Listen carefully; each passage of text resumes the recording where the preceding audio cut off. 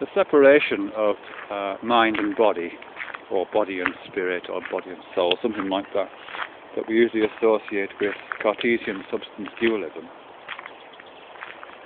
has been, very successful in terms of organising thought and organising our epistemology, really. But it doesn't just appear in Descartes, and I think it also, one of the reasons for its success, perhaps, and one of the reasons for its longevity, is because it appears in other forms, particularly within a kind of moral understanding. It's been said many times, and there's nothing original about this, that separation of mind and body reflects a distinction between what is seen as the fallen flesh, if you like, of the body, and the higher, more aspirational, more elevated, more ascendant that we might associate with mind, but perhaps more traditionally been associated with spirit or soul. And I've spoken about this a little bit in relation to Augustine's writing. A little bit of Kierkegaard, actually. But one of the things I'm thinking about today is, to what extent is that dualism truly reflected in that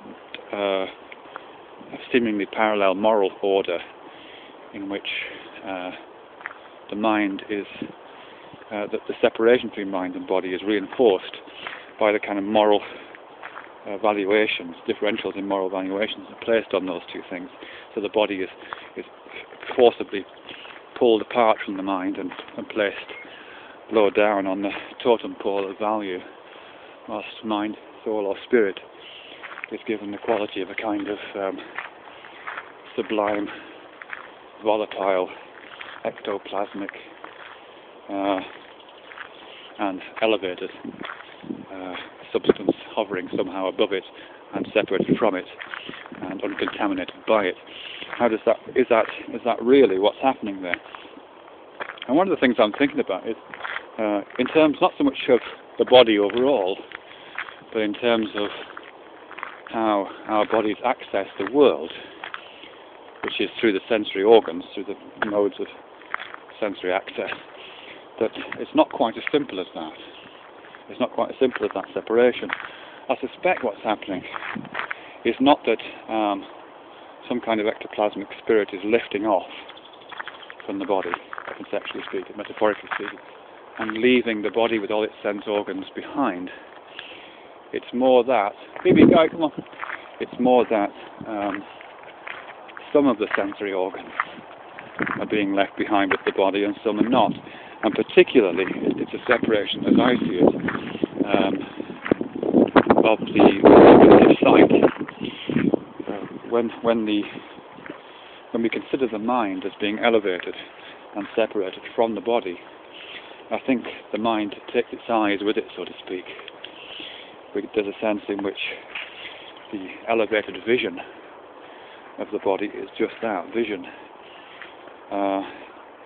And what's left behind are the more sensual organs of smell and taste and touch, at least in many Western traditions, and some non-Western traditions actually. But I think that's certainly the default setting for Western traditions.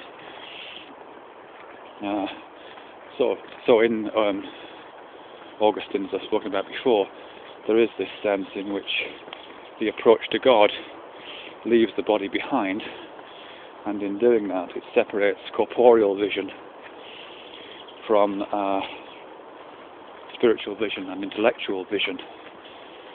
And it's the intellectual vision, but vision continues. Vision is taken up there. There's no sense in which he talks about intellectual touch or the smell of the spirit. It doesn't go there. Those things presumably are left behind with the fallen flesh. You also get that sense. Obviously, there's that strong sense of enlightenment and the elevated position of enlightenment, with, as the name implies, the light, which after all is the precondition for vision and sets the terms for vision. Without light there is no vision. They go hand in hand, so to speak.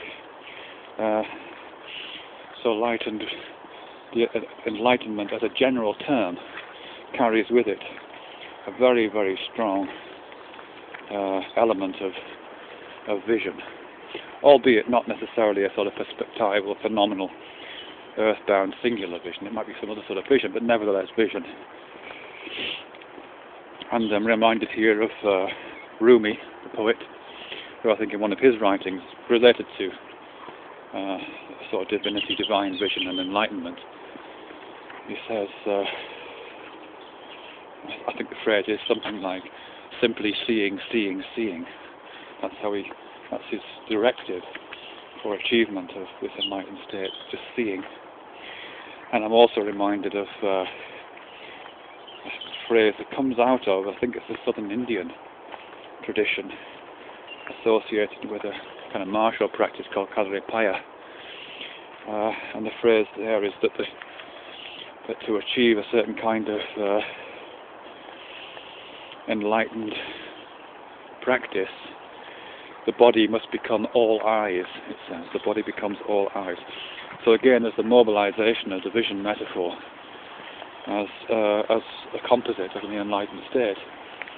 But again, no mobilization of tactile or gustatory or olfactory or proprioceptive or tactile haptic metaphors.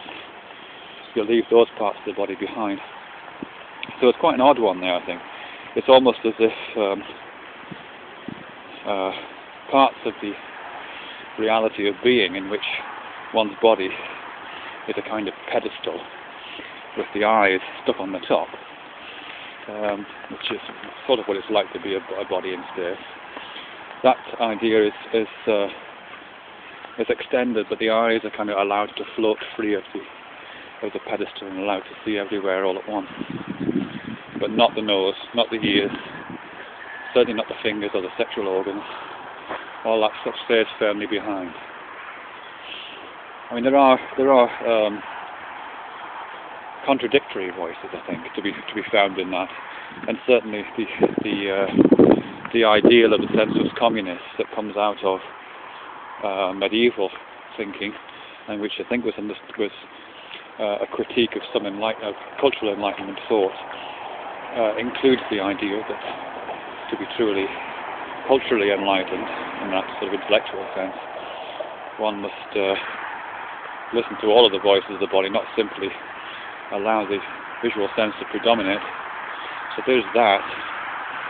And I think I've spoken about this before, there's also that sense in some poetic and spiritual writings like T.S. Eliot's The Rock, which I've mentioned before, in which there seems to be a kind of an appeal to